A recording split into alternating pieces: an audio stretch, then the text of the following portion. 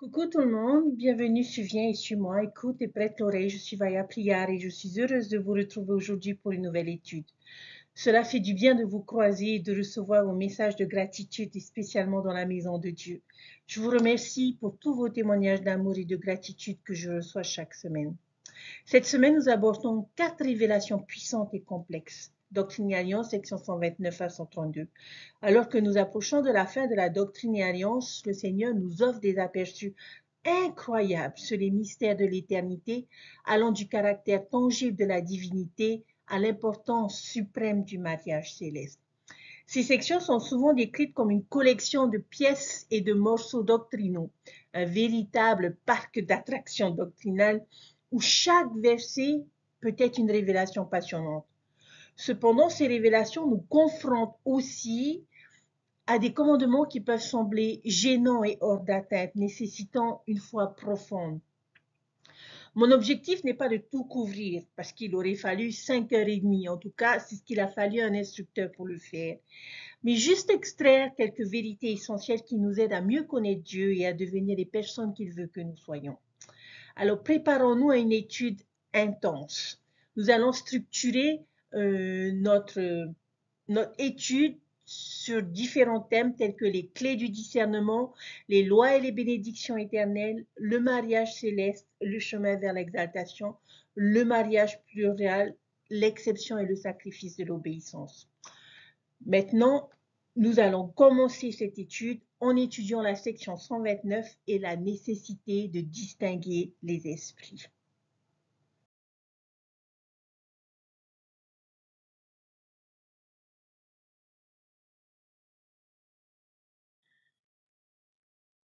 Alors, essayons de regarder dans un sens plus général. Nous avons des messagers tout autour de nous. Ils sont peut-être pas des anges, ils peuvent parfois être difficiles de détecter ce qui est vrai et inspiré, d'autant plus que Satan est toujours là à essayer de nous tromper. Maintenant, certaines choses sont manifestement mauvaises et le Saint-Esprit peut nous aider à voir ce qui est bien et ce qui est mal. Mais ce n'est pas toujours aussi facile, surtout dans un monde où l'adversaire est vraiment doué pour faire passer le mal pour le bien et le bien pour le mal. Lorsque nous rencontrons des idées et opinions et croyances différentes dans notre éducation, en politique, en sciences, en religion, en littérature, et de la part d'autres personnes avec lesquelles nous nous associons, il se peut qu'il ne soit pas toujours clair ce qui est vrai et vient de Dieu ou ce qui est faux. Alors que faisons-nous? Évitons-nous tout ce qui nous entoure, qui n'est pas directement produit par l'Église ou trouvé dans les Écritures? Devons-nous avoir peur de ces personnes et du monde qui nous entoure? Non. Nous pouvons leur serrer la main. Nous gardons toujours nos distances, mais nous tendons la main et nous lui donnons le test de la poignée de main.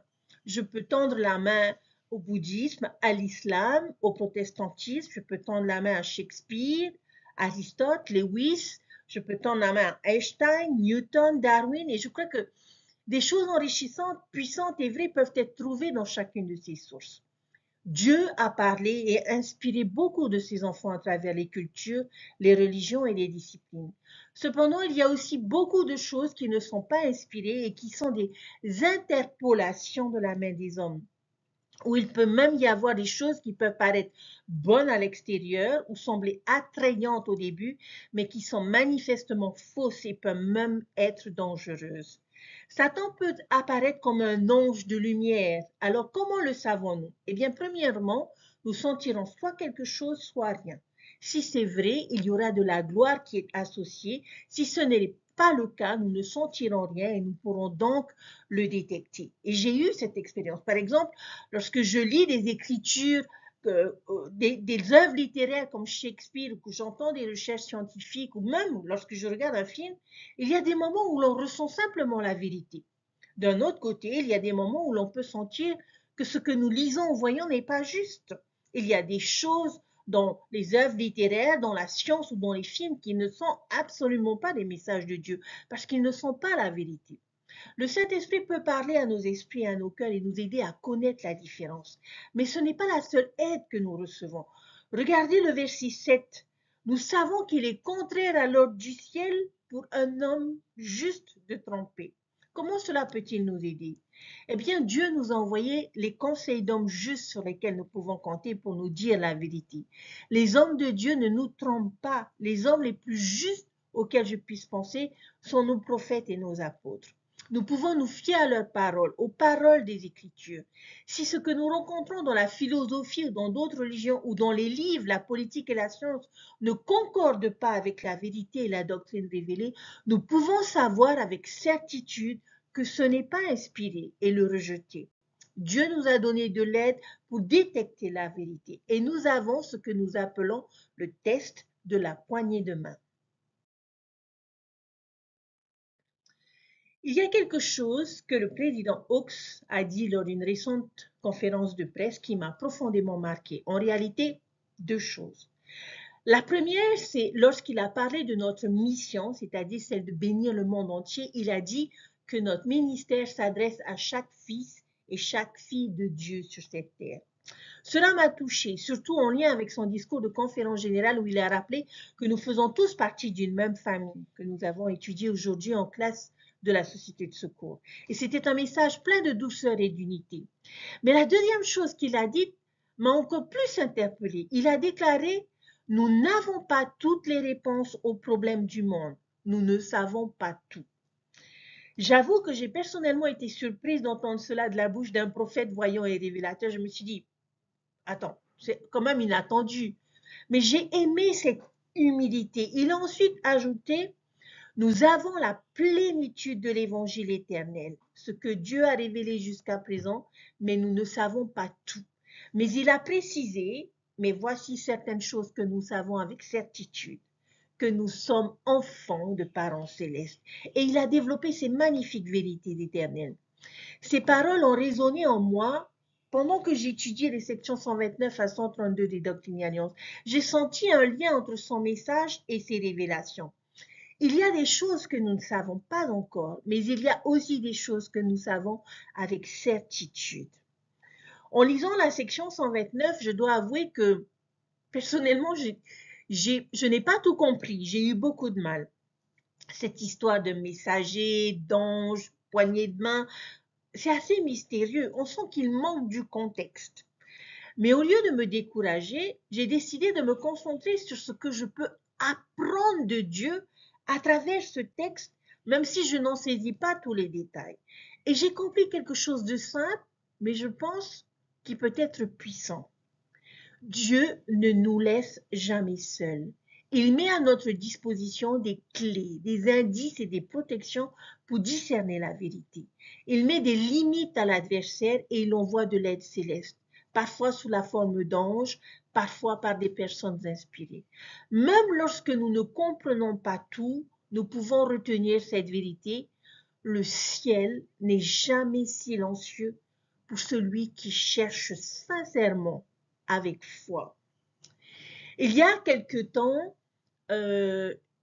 j'ai eu l'occasion de lire une phrase qui disait « Les chrétiens vivent avec un décalage horaire spirituel ». Dans un certain sens, en tant que chrétiens, nous appartenons à un autre monde. Oui, chers frères et sœurs, un monde céleste que nous ne voyons pas encore entièrement. Nous venons d'un lieu dont nous ne nous souvenons pas, où nous suivons un Dieu que nous ne voyons pas, nous croyons en un ciel que nous ne comprenons pas complètement, et nous vivons une vie dont la durée nous est inconnue. Et pourtant, au fond de nous, il y a ce désir ardent de croire, cette attirance vers quelque chose de plus grand, de plus beau et de plus vrai. À chaque fois que je lis les Écritures, ma première question est souvent « Pourquoi est-ce que cela est-il pertinent pour moi? Qu'est-ce que cela change dans ma vie ?» Et c'est une approche naturelle, surtout pour une instructrice ou un instructeur de l'Évangile, c'est-à-dire rendre la parole vivante, concrète et applicable. Et même quand un passage semble lointain ou difficile, Dieu trouve toujours un moyen de le rendre personnel. Par exemple, dans la section 129, il est question de reconnaître si un messager vient de Dieu ou du diable. Cela peut sembler très éloigné de notre quotidien, mais lorsqu'on y réfléchit bien, c'est profondément pertinent. Combien de fois le diable essaie-t-il de se présenter dans notre vie sous une apparence séduisante? Combien de fois tendons-nous la main à quelque chose qui semble bon pour ne finalement rien sentir? Cette absence de ressenti, cette apathie spirituelle est souvent un signe que ce n'est pas de Dieu. Le Seigneur, lui, se reconnaît par la paix, la lumière et la vie qu'il apporte. Alors, chers frères et sœurs, lorsque nous lisons les Écritures, même celles qui semblent éloignées ou complexes, prenons le temps de nous demander qu'est-ce que cela m'enseigne sur Dieu? Qu'est-ce que cela révèle sur sa manière de me guider? Nous n'avons pas toutes les réponses, mais, en tout cas je l'espère, nous savons que Dieu parle, qu'il éclaire et qu'il aime. Et c'est peut-être là la plus belle certitude, même quand le contexte n'est pas le nôtre. Dieu rend toujours sa parole pertinente pour notre vie. Elder Gong a récemment prononcé à Rome, à l'occasion d'un sommet interconfessionnel sur l'éthique de l'IA, il s'adressait aux responsables technologiques, éthiques et religieux pour réfléchir à la manière dont l'intelligence artificielle peut et doit être guidée par les principes de foi, de respect et de moralité. Le message d'Elder Gong était fondamentalement qu'en tant que croyants dans un monde de plus en plus façonné par l'IA, nous avons besoin de rester fermement centrés sur notre identité divine, nos relations éternelles et nos valeurs morales. L'intelligence artificielle peut être un outil puissant, mais elle ne peut ni remplacer Dieu, ni notre relation avec lui, ni l'authenticité de notre foi. Il nous invite à adopter une posture humble, c'est-à-dire reconnaître que l'IA ne sait pas tout et que notre relation avec Dieu dépasse la technologie. Une posture vigilante, surveiller les usages de l'IA pour s'assurer qu'il respecte la dignité, la vérité, la foi et la communauté. Une posture active, c'est-à-dire participer à l'élaboration de normes éthiques, de cadres d'évaluation et de pratiques responsables pour que l'IA serve le bien commun. En bref, il nous a enseigné que l'IA peut être un compagnon utile, mais notre boussole morale reste la foi, la révélation, l'amour et le service. Frères et sœurs, qu'il s'agisse d'un ange véritable, d'une idée séduisante ou d'une intelligence artificielle, le principe reste le même. Faisons le test spirituel. Si cela élève notre âme, apporte la paix, la lumière et le désir de servir, alors oui, cela vient de Dieu. Mais si cela nous laisse vides, confus ou éloignés de lui, alors ce n'est pas sa voie. Le président Hawks nous rappelle que nous ne savons pas tout, mais que nous savons l'essentiel, que nous sommes enfants de parents célestes. Elder Gong nous invite à garder notre boussole morale dans ce monde en mutation où même la lumière peut être imitée. Alors, chers frères et sœurs, gardons confiance. Face aux anges, aux écrans, aux doutes ou aux découvertes, gardons la main du Seigneur, car lui seul est la vraie intelligence, la vraie lumière et la véritable source de toute vérité. Voyons à présent la section 130. La section 130 des Doctrines et Alliances a une origine surprenante. Elle vient d'un repas de famille. Si vous regardez l'entête, on apprend que cette révélation a eu lieu dans le petit village de Ramus, près de Nauvoo, chez la sœur de Joseph Smith. Ce jour-là, ils étaient assis autour d'une table à dîner et les invités posaient simplement des questions au prophète. Ce n'était pas une réunion formelle, mais une conversation spontanée entre amis après le repas, une discussion de cuisine devenue par la suite Écriture sainte. Et cela explique pourquoi cette section, elle semble un peu décousue. Les questions venaient les unes après les autres, comme dans une conversation vivante. Et à un moment, la pluie les a empêchés de repartir, alors ils sont restés dormir sur place et le lendemain matin, autour du petit déjeuner, la discussion a repris. C'était simple, humain, presque intime et pourtant, ce moment ordinaire a donné naissance à des vérités éternelles. Certains versets, comme ceux parlant de sphères, de vers, d'urim, de tumim ou de royaume glorieux, peuvent sembler difficiles à comprendre. Mais au milieu de ces visions célestes, il y a un verset d'une clarté touchante que j'aimerais partager et sur lequel j'aimerais m'attarder. C'est le verset 2 qui dit « La même sociabilité qui existe parmi nous ici existera parmi nous là-bas, mais glorifiée et éternelle. Ce verset dit tout. Il enseigne que le ciel ressemblera à ce que nous aimons déjà ici-bas, mais en mieux, purifié et magnifié par la gloire de Dieu. Autrement dit, les liens sincères que nous formons maintenant, les moments de joie partagés, les conversations remplies d'amour, tout cela est un avant-goût du royaume céleste. Je me souviens d'une belle expérience qu'un père a partagée tous les dimanches soirs. Ils organisaient à la maison un cours de préparation à la mission pour leur fils Jack et ses amis.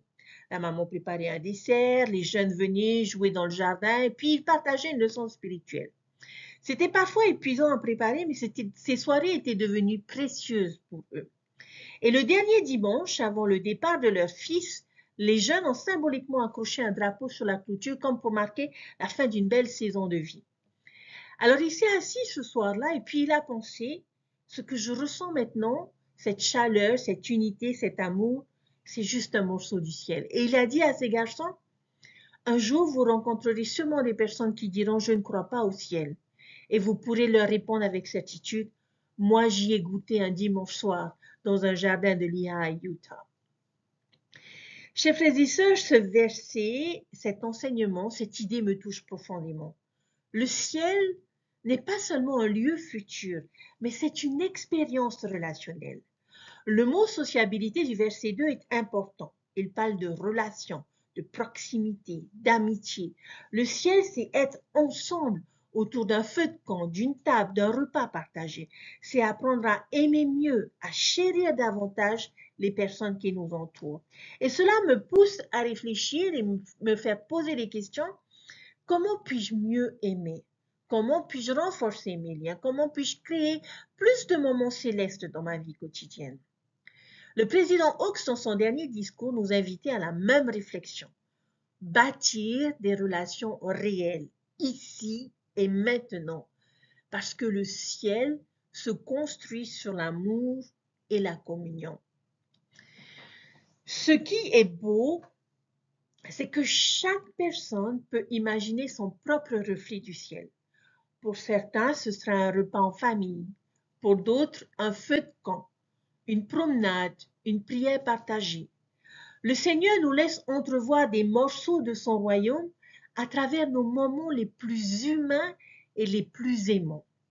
Et ces petits aperçus du ciel nous donnent envie de vivre avec plus de présence, moins d'écran, plus de conversation, plus d'amour. Il nous rappelle que le vrai ciel commence déjà ici, dans la sociabilité sainte de nos relations. Selon ces versets, nous apprenons des choses merveilleuses sur le ciel. Que sont-elles? Je vous invite à lire ces versets pour vous-même. Et qu'apprenons-nous? Eh bien, nous apprenons qu'au ciel, nous verrons le Père et le Fils en personne dans la chair. Et nous verrons qu'ils sont comme nous et nous comme eux dans un certain sens. Et c'est une apparition personnelle, pas seulement une chose dans notre cœur. Pensez à l'expérience que les Néphites ont eue à abondance lorsque le Sauveur leur est apparu. Chacun d'eux a eu un temps personnel avec le Sauveur, un par un. Ainsi, d'après ces versets, nous apprenons que la même sociabilité qui existait parmi nous ici existera parmi nous là-bas. Seulement, elle sera couplée à la gloire éternelle. C'est quoi ces types de relations que nous avons ici? C'est le mariage, la famille, les amitiés.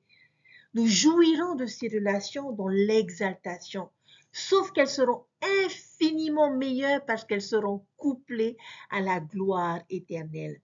En tant qu'être perfectionné, glorifié et ressuscité, combien ces relations seront-elles plus grandes?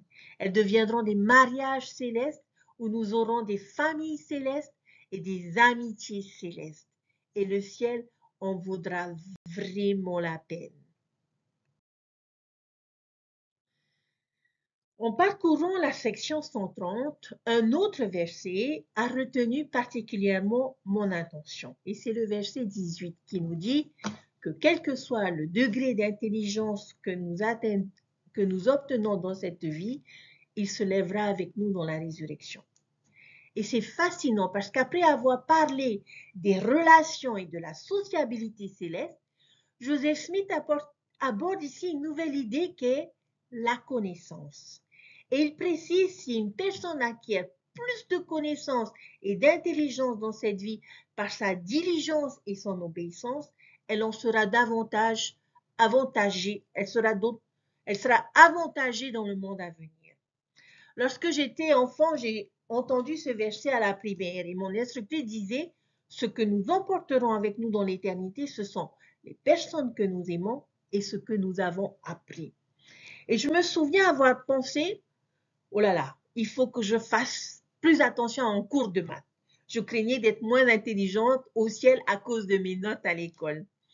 Mais en grandissant, j'ai compris que ce verset parle d'un autre type d'intelligence, une intelligence spirituelle. Joseph Smith ne dit pas par sa rapidité ou par son talent, mais par sa diligence et son obéissance. Et ces deux mots changent tout. La diligence et l'obéissance ne concernent pas les mathématiques ou la mémoire, mais le caractère. Elle parle d'expérience, de persévérance, de foi. La diligence, c'est le courage de continuer même quand c'est difficile. L'obéissance, c'est la confiance humble d'apprendre par la soumission au Seigneur. Ce ne sont pas des qualités intellectuelles, mais des qualités de l'âme. Et elles forgent en nous une connaissance bien plus précieuse de celle de qui nous devenons. Nous apprenons à maîtriser l'homme naturel et à nous rapprocher du Christ, à développer un cœur semblable au sien. Et cette connaissance-là, celle du devenir, est la seule que nous emporterons réellement dans l'éternité.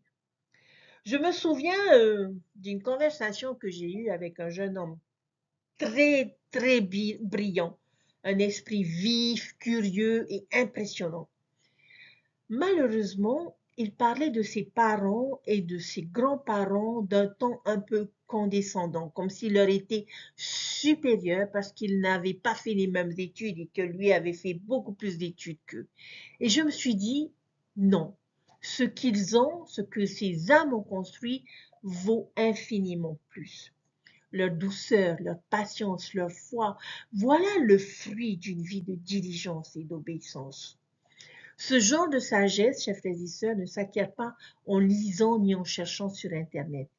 Il faut vivre, servir et aimer. Aujourd'hui, nous pouvons demander à une intelligence artificielle n'importe quel fait, mais aucune machine, chers frères et sœurs, ne peut produire un cœur comme celui de Dieu. Un cœur semblable à celui du Sauveur se forme lentement par les choix, les épreuves, la fidélité et la compassion. Alors, parfois, lorsque nous entendons le mot obéissance, nous pensons à la contrainte, à une autorité rigide. Mais en vérité, je pense sincèrement que l'obéissance est un chemin de transformation. C'est l'obéissance qui sculpte le caractère, qui polit l'âme, qui nous rend semblables à nos modèles les plus saints, nos grands-parents, nos parents et nos mentors.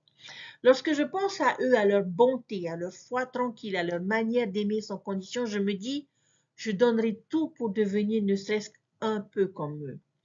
Ils ne savent peut-être pas tout sur la technologie ou sur les réseaux sociaux, mais ils connaissent Dieu. Et ça, chers frères et sœurs, c'est la vraie intelligence. La diligence et l'obéissance ne nous rendent pas plus savants, mais elles nous rendent beaucoup plus saints. Alors, ne remplissons pas seulement notre esprit, elles transforment notre cœur. Et au dernier jour, ce sont ni nos diplômes, ni nos connaissances, ni nos talents que nous emporterons avec nous. Ce sera qui nous sommes devenus.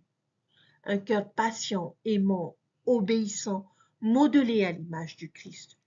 Le verset 19 enseigne que les principes d'intelligence et de connaissance acquis dans cette vie nous accompagneront dans la résurrection. Autrement dit, ce que nous devenons ici-bas, des leçons que nous tirons de nos expériences, notre croissance spirituelle et morale, tout cela nous suivra jusque dans les éternités. Alors, chers frères et sœurs, si vous pensez que parce que vous n'avez pas eu de diplôme, que vous n'avez pas de certificat ou que vous n'avez pas été loin dans vos études, ce sera la seule intelligence que vous ramènerez dans le royaume de Dieu et après la résurrection, c'est faux. Ce n'est pas le plus important.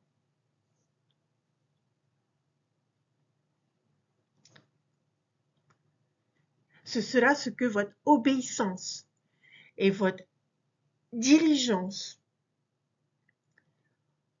auront transformé en vous qui fera de vous cet être intelligent à la manière de Dieu.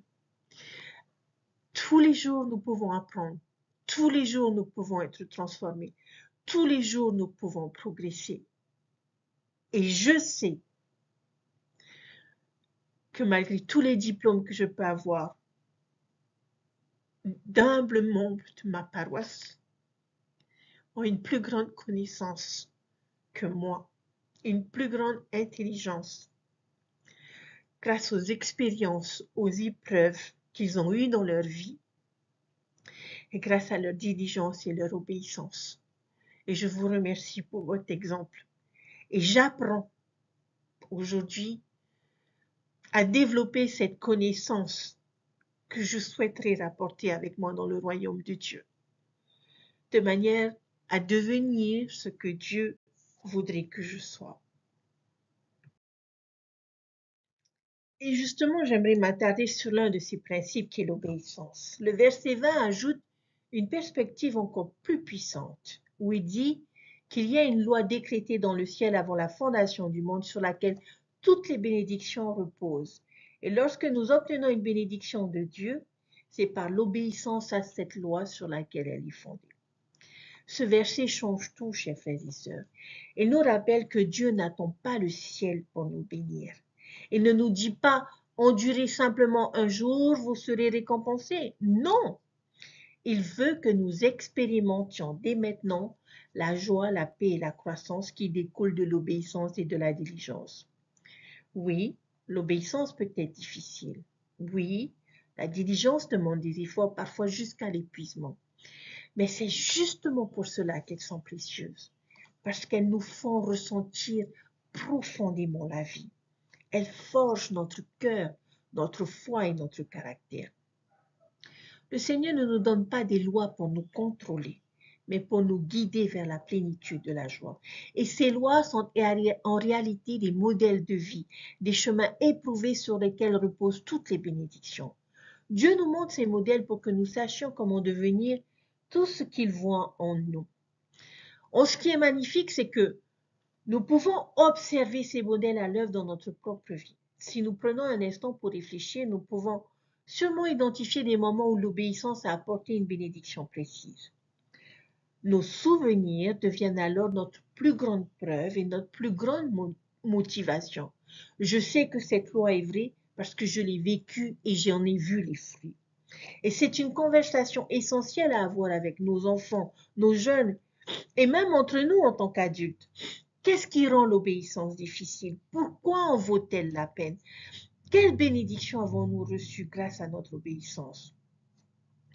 L'obéissance n'est pas un acte de soumission, mais c'est une invitation à devenir. Elle n'a rien d'autoritaire. Elle est relationnelle, formatrice et profondément aimante. Et c'est une loi éternelle et ce sont des bénédictions présentes. Dieu n'attend pas que nous soyons parfaits pour nous bénir, parce qu'alors là, chers frères et sœurs, nous n'aurons jamais de bénédiction. Chaque pas que nous faisons dans la fidélité, chaque effort sincère ouvre déjà la porte à sa lumière. Comme le disait le président Uchtdorf, nous ne savons pas toutes choses, nous ne pouvons pas tout voir. Ce qui semble contradictoire aujourd'hui deviendra clair lorsque nous recevrons plus de lumière. Nous voyons à travers un verre obscur, mais le Seigneur voit parfaitement. Dans un monde plein de confusion, toutes nos questions recevront un jour une réponse. Alors, je dirais, même lorsque nous ne comprenons pas tout, nous pouvons faire confiance au Seigneur. Car ces lois ne sont pas des chaînes, elles sont des chemins de joie, des modèles de bénédiction, ici-bas comme dans les cieux. D'autres faits vérités fondamentales que nous trouvons dans la section 130 et notamment sont les vérités sur la divinité. La divinité se compose de 3 êtres distincts. Le Père et le Fils ont un corps physique, immortel et tangible. Le Saint-Esprit est un personnage d'esprit. Doctrine et Alliance, section 130, verset 22, le Père a un corps de chair et d'os aussi tangible que celui de l'homme, le Fils aussi, mais le Saint-Esprit n'a pas de corps de chair et d'os, c'est un personnage d'esprit. Jeffrey R. Holland a enseigné que ces 3 personnages divins sont unis pour ce qui est leur but et leur mission, mais ne sont pas 3 personnages réunis en une seule substance.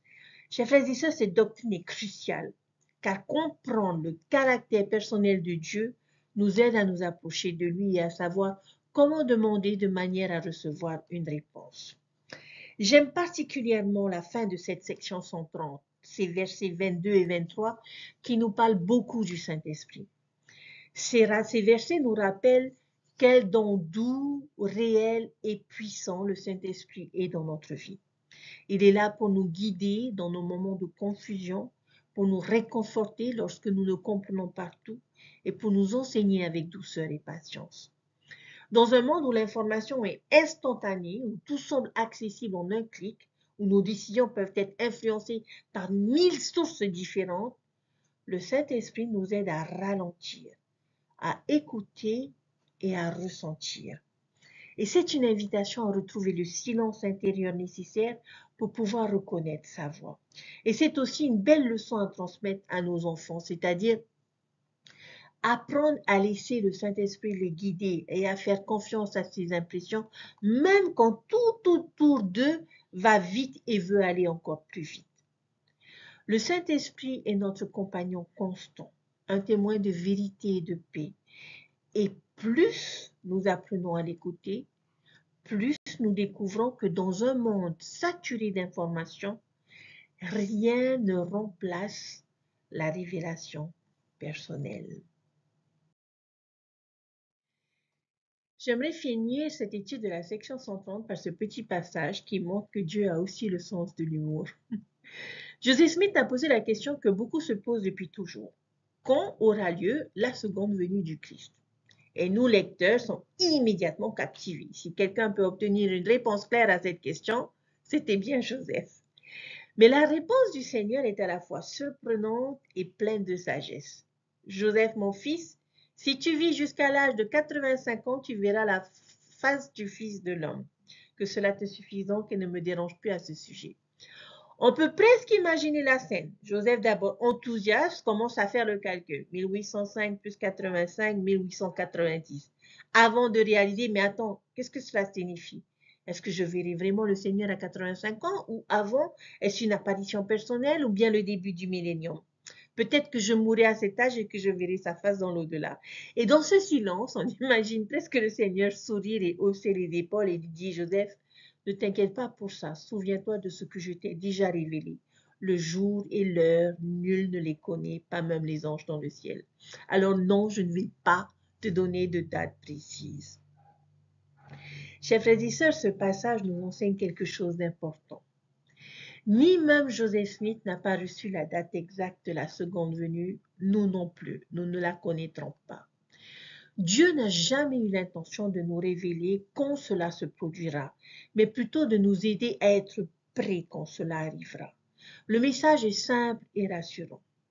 Fais confiance, reste fidèle et vis chaque jour comme si le Seigneur revenait demain. Nous parlerons plus en profondeur de ce sujet dans la section 133, mais déjà ici la leçon est claire. Le but n'est pas de connaître le calendrier du ciel, mais de garder notre esprit prêt pour sa venue. Alors, chers frères et sœurs, chaque jour est un jour important pour nous préparer à ce grand jour majestueux selon la définition de président Nelson, mais souvent défini comme redoutable. Voyons à présent les sections 131 et 132. La section 131 introduit le principe du mariage éternel. C'est une courte révélation, mais elle évoque une bénédiction immense, celle d'être scellé pour l'éternité en tant que mari et femme. La section 132, quant à elle, est souvent appelée la section sur le mariage plural. Personnellement, je ne lui donnerai pas ce titre parce qu'elle traite vraiment d'abord d'un sujet beaucoup plus vaste et plus sacré qu'est le mariage éternel et l'exaltation. Cependant, comme la question du mariage plural y est abordée, elle attire souvent toute l'attention et devient source de confusion ou d'inquiétude pour beaucoup. Je ne vais pas minimiser la complexité de cette révélation. Au verset 50, le Seigneur dit à Joseph, « J'ai vu tes sacrifices dans l'obéissance à ce que je t'ai commandé. Je te pardonnerai tes péchés, je ferai un moyen pour toi d'échapper, comme j'ai accepté l'offrande d'Abraham et Isaac. » Le Seigneur a comparé cette épreuve à celle d'Abraham. Et comme cette histoire, elle peut être difficile à comprendre et voire douloureuse à lire, de nombreux membres de l'Église, aujourd'hui encore, font face aux critiques et ressentent de la gêne ou de la confusion par rapport à cette section 132. Certains se demandent, est-ce que je vais devoir vivre un jour ce principe? D'autres s'interrogent sur la moralité ou la crédibilité de Joseph Smith. Ces réactions sont humaines et légitimes. Mais au lieu de fuir ces questions, le Seigneur nous invite à les aborder avec foi et confiance. Je reviendrai juste après sur ce sujet parce que je souhaiterais tout d'abord parler du mariage céleste, qui pour moi est une nouvelle beaucoup plus joyeuse et beaucoup plus importante. Le président Spencer W. Kimball a déclaré que la décision la plus déterminante de notre vie n'est pas notre école, notre filière ou notre métier, mais qui nous épousons et dans quelles circonstances nous nous marions. Cette vérité s'applique à chacun d'entre nous. Le choix du conjoint et du cadre de l'alliance oriente notre destinée. Les sections 131 et 132 des Doctrines et Alliances expliquent pourquoi. Pourquoi le mariage éternel est essentiel. Au sein de la gloire céleste, nous savons qu'il existe 3 degrés de gloire. Accéder au degré le plus haut requiert d'entrer dans l'alliance nouvelle et éternelle du mariage. Sans cette alliance, on ne peut recevoir une gloire céleste, mais pas l'exaltation. L'exaltation est conjointe. Mari et femme deviennent une seule chair et progressent ensemble dans les éternités. Cette doctrine ne diminue pas la valeur des personnes non mariées ni de ceux qui, sans faute, n'auront pas cette opportunité dans la mortalité. Le Seigneur promet que toute bénédiction désirée avec droiture sera accordée en temps voulu, ici ou dans la vie à venir. Un autre principe qui découle de la section 131, c'est que sans le plus haut degré, il n'y a pas d'accroissement.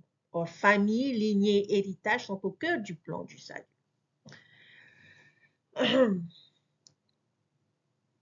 Il est important de mettre l'accent sur le mariage éternel et le principe directeur que seul ce que Dieu scelle à force s'accroît dans l'éternité. Toutes les alliances et les contrats n'y sont pas scellés par le Saint-Esprit de promesses, n'ont aucune force après la résurrection. Autrement dit, Dieu tient ses promesses et rend réel ce qu'il scelle. Il y a 3 types de mariage présentés. Il y a le mariage terrestre, conclu sans autorité divine. Il est valable tant que vous vivrez, mais il prend fin à la mort. On peut être sauvé dans un royaume de gloire, mais l'union ne se prolonge pas. Le mariage au temple non ratifié, il a lieu dans le temps par une autorité légitime, mais n'est pas scellé par le Saint-Esprit de promesse. Comme pour le baptême, le lieu et la forme ne suffisent pas. Dieu ratifie par son esprit en fonction de la fidélité durable des conjoints. On ne scelle pas un bocal vide. Au fil du temps, le couple remplit son bocal de fruits, amour, service, patience, fidélité. Alors l'Esprit consacre et scelle ses fruits pour l'éternité. Le mariage céleste, conclu par la loi et la parole de Dieu, scellé par le Saint-Esprit de promesse, il demeure en pleine force après la mort. Les promesses sont sublimes. Première résurrection, trônes et royaumes, accroissement éternel et une gloire d'éternité en éternité. Nous n'en saisissons pas tous les détails, mais nous savons que Dieu est juste, aimant et fidèle. Dans la section 132, le Seigneur dit à plusieurs reprises, par ma parole. Dieu engage sa parole et son sang. Le Christ n'a pas renoncé à sa mission. Sa parole est sûre. Si Dieu scelle, cela demeurera pour toute l'éternité. Chers frères et sœurs, cet enseignement a donné un autre sens à ma vision du mariage. Aujourd'hui, je suis remariée, je vis un deuxième mariage et nous avons été scellés au temple le 14 février 2025 de cette année. Après une procédure d'attente et des autorisations accordées par la première présidence, nous avons enfin pu nous sceller pour le temps et pour l'éternité avec mon mari actuel. Nous avions fait ce mariage terrestre où mon mari, le jour de notre mariage, s'est fait baptiser et est devenu membre de l'Église. Nous avons fini par accomplir ce mariage au temple et je me suis dit, c'est bon, Vaya, tu as fait ce qu'il faut. Tu as suivi les recommandations du Seigneur, tu as suivi le plan de Dieu et tu as accompli ce mariage au temple. Et j'ai toujours pensé que ce mariage au temple allait faire de mon mariage un mariage céleste. Et c'est là que les choses ont tout changé. Parce que je me suis rendu compte, chers frères et sœurs, qu'un mariage céleste ne le devient pas le jour où nous sommes scellés au temple, mais il le devient à force de persévérance, de diligence, de sacrifice et d'effort.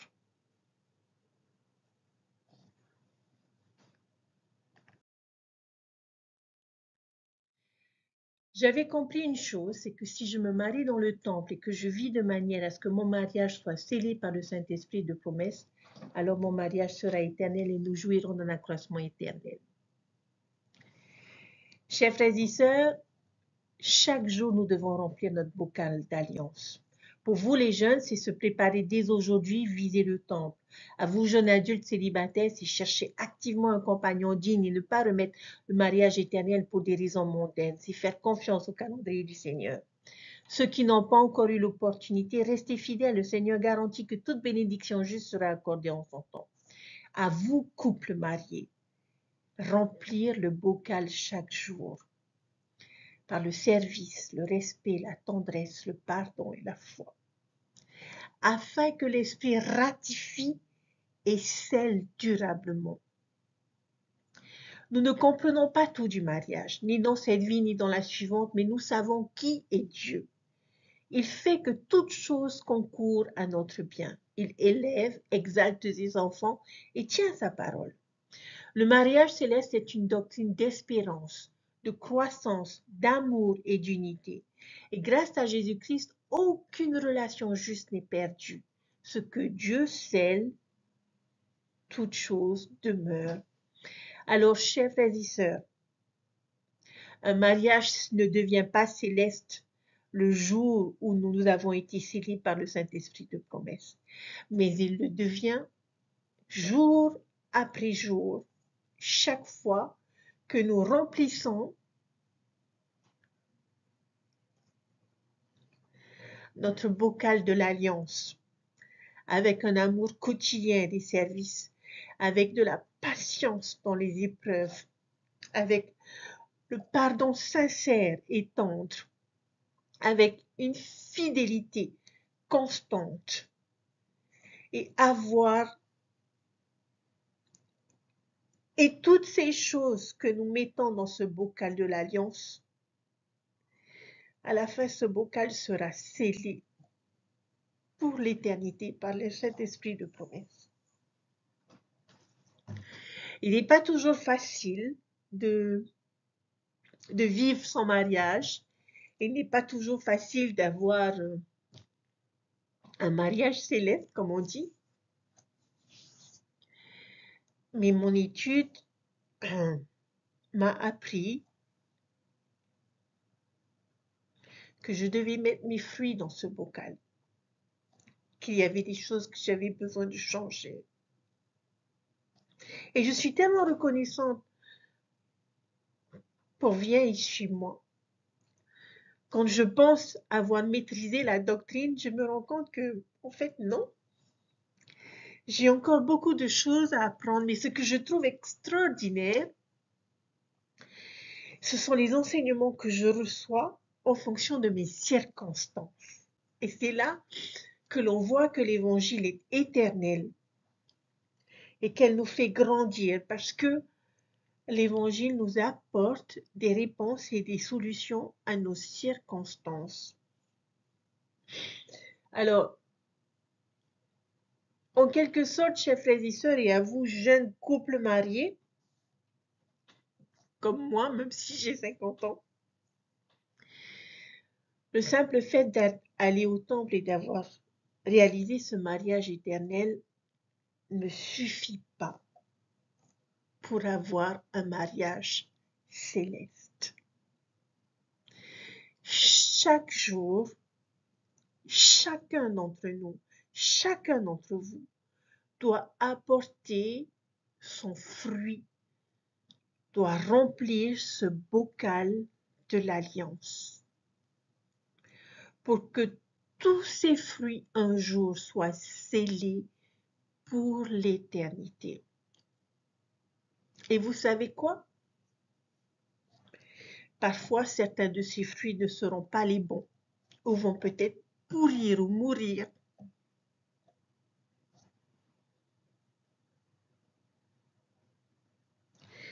Mais comme nous avons un Dieu aimant et bon,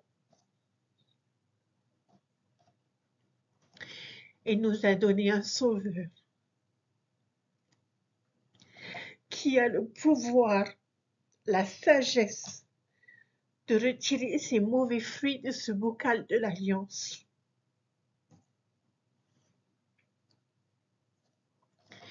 Et faire en sorte que les bonnes choses prennent leur place, que les bons fruits se manifestent dans notre bocal.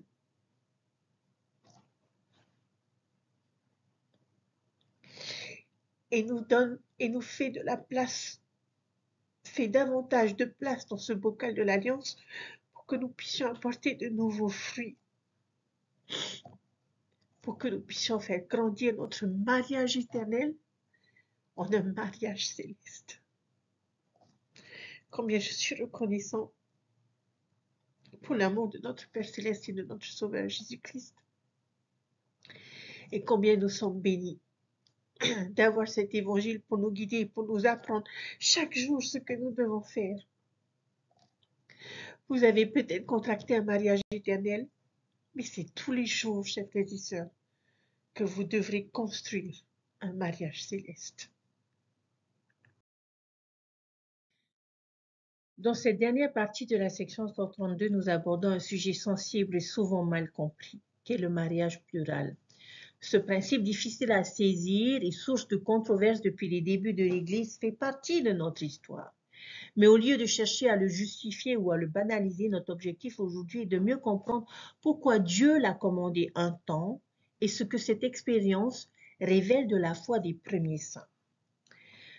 Alors, la monogamie a toujours été la norme de Dieu.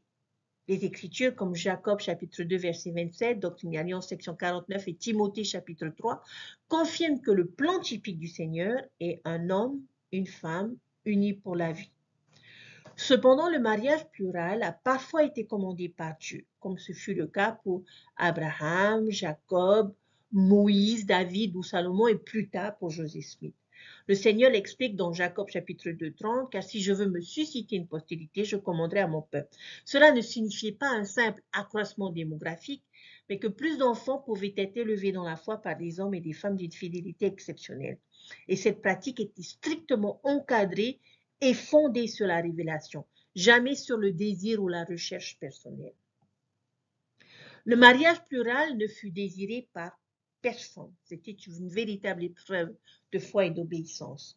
Les premiers dirigeants, y compris Joseph Smith et Brigham Young, furent profondément troublés par ce commandement. Ils ont obéi non par goût, mais par foi. Eliza Snow et Zina Huntington ont témoigné que Joseph avait surmonté une répugnance profonde et qu'il n'avait agi qu'après avoir reçu un témoignage clair de Dieu. Le Seigneur lui dit, j'ai vu tes sacrifices, je ferai un chemin pour ta fuite, comme j'ai accepté l'offrande d'Abraham. Et cette phrase est essentielle. Dieu voit nos sacrifices, même ceux qui ne sont pas compris par d'autres personnes. La foi véritable consiste à faire confiance à la volonté du Seigneur, même lorsque ses commandements sont difficiles à vivre ou à comprendre. Emma Smith, et je la comprends, a beaucoup souffert à cause de ce principe. Le Seigneur lui a demandé de demeurer attaché à Joseph sous peine d'être détruite. Ce mot peut nous heurter, mais dans le langage des Écritures, être détruit signifie souvent perdre une bénédiction spirituelle. C'est pas être puni sévèrement.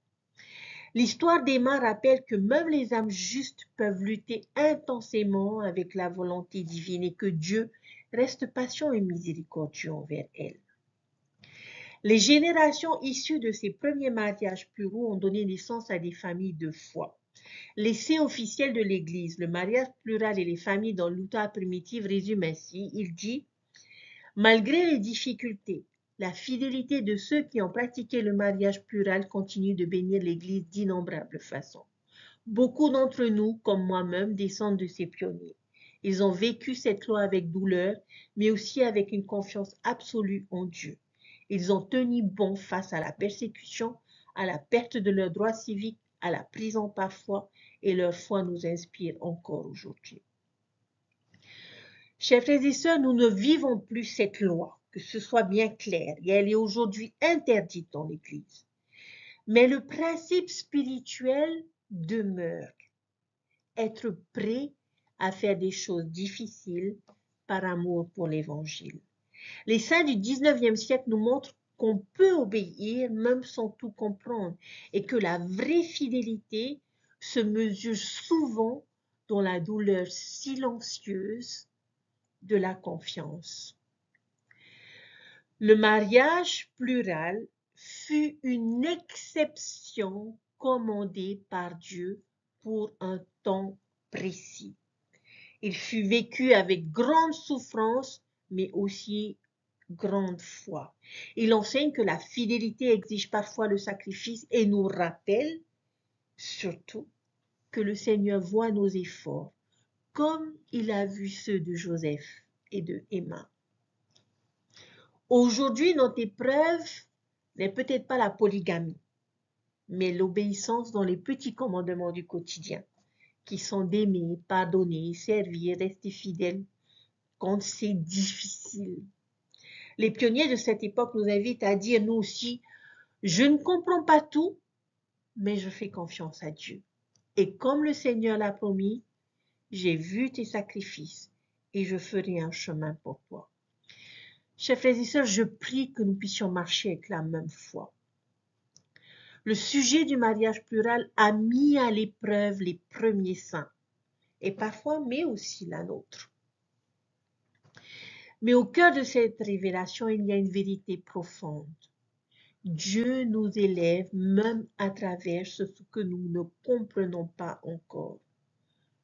Le mariage plural fut une exception historique donnée pour un temps et un peuple. Aujourd'hui, la monogamie est la loi de l'Évangile confirmée par le Seigneur. Mais ce que nous devons retenir de cette expérience, c'est la foi et la confiance absolue dans la volonté de Dieu, même quand sa logique dépasse la nôtre.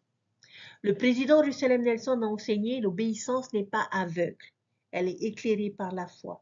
Elle vient de la confiance en celui qui est né, qui connaît la fin depuis le commencement. L'apôtre Neil Anderson a rappelé que la foi n'exige pas une réponse à chaque question, mais elle nous pousse à avancer avec courage, confiant que Dieu révélera ce que nous devons savoir. Le Seigneur a dit à Joseph, « J'ai vu tes sacrifices et je te ferai un chemin. » Frères et sœurs, Dieu voit aussi nos sacrifices. Il voit nos luttes silencieuses, nos prières sincères, nos efforts pour rester fidèles, malgré l'incertitude. Et comme pour Joseph, il préparera toujours un chemin de paix, de réconciliation et de lumière. Elder Jeffrey A. Holland a dit, le Seigneur n'exige pas une foi parfaite avant de bénir, mais une foi qui progresse, une volonté d'avancer même dans la brume de l'incertitude. Et lorsque le chemin est obscur, souvenons-nous de ce que nous savons déjà. Ne lâchons pas la vérité que nous avons ressentie dans la lumière. Chacun de nous a ses propres monts Moria, une épreuve, une attente, un commandement qui coûte. Mais c'est là que naît la vraie foi, celle qui dit, Seigneur, je ne comprends pas tout, mais je te fais confiance. Et le président Nelson a fait cette promesse. Lorsque nous confions notre cœur au Seigneur, il fait de nous davantage que ce que nous aurions pu devenir seuls. Et je rends témoignage que le Seigneur n'oublie jamais ceux qui lui obéissent avec foi. Ses lois peuvent parfois être exigeantes, mais elles mènent toujours à la paix et à la gloire. Et un jour, en regardant en arrière, nous verrons que même les commandements les plus difficiles étaient des invitations à devenir plus semblables à son Fils bien-aimé Jésus-Christ.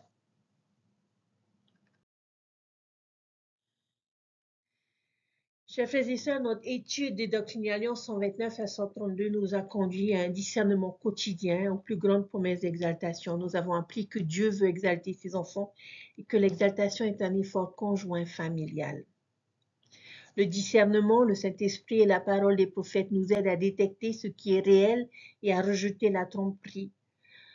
Toutes les bénédictions viennent par l'obéissance aux lois de Dieu. La connaissance et l'intelligence acquises par la diligence et l'obéissance nous procurent un avantage dans le monde à venir.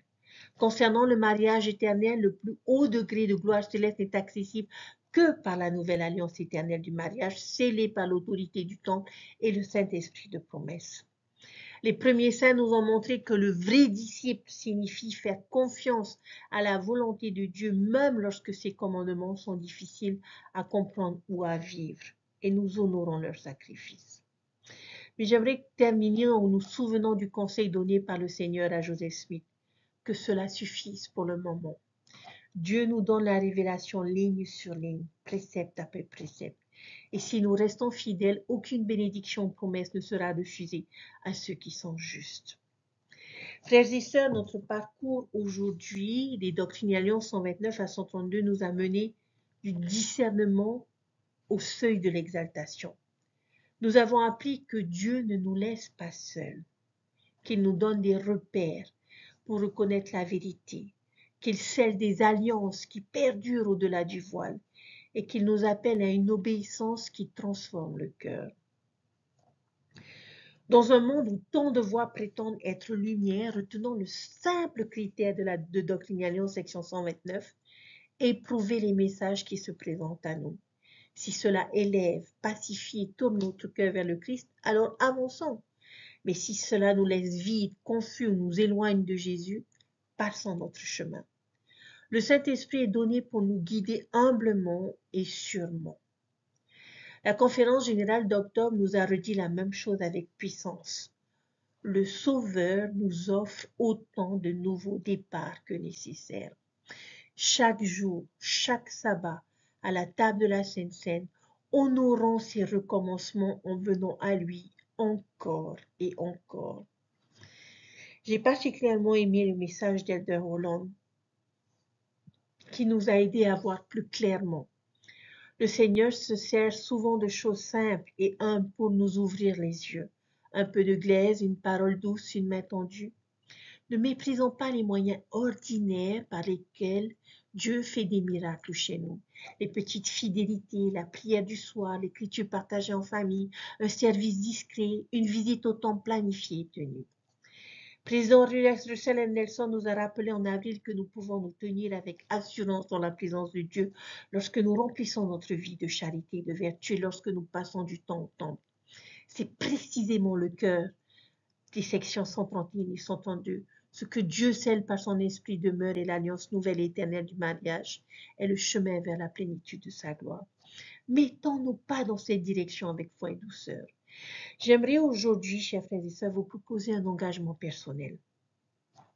Cette semaine, j'aimerais vous engager à 3 choses simples. Premièrement, faites le test spirituel de la poignée de main sur une idée ou un contenu que vous voyez. Est-ce que cela vous apporte paix, lumière et désir de servir? Sinon, détournez-vous-en. Deuxième test, deuxième engagement, c'est d'écrire une loi que vous allez essayer d'observer et de noter la bénédiction qui en a découlé et de le partager à votre famille. Et enfin, de prendre une date de votre calendrier pour le temple, afin que l'esprit de promesse scelle ligne sur ligne votre offrande au Seigneur.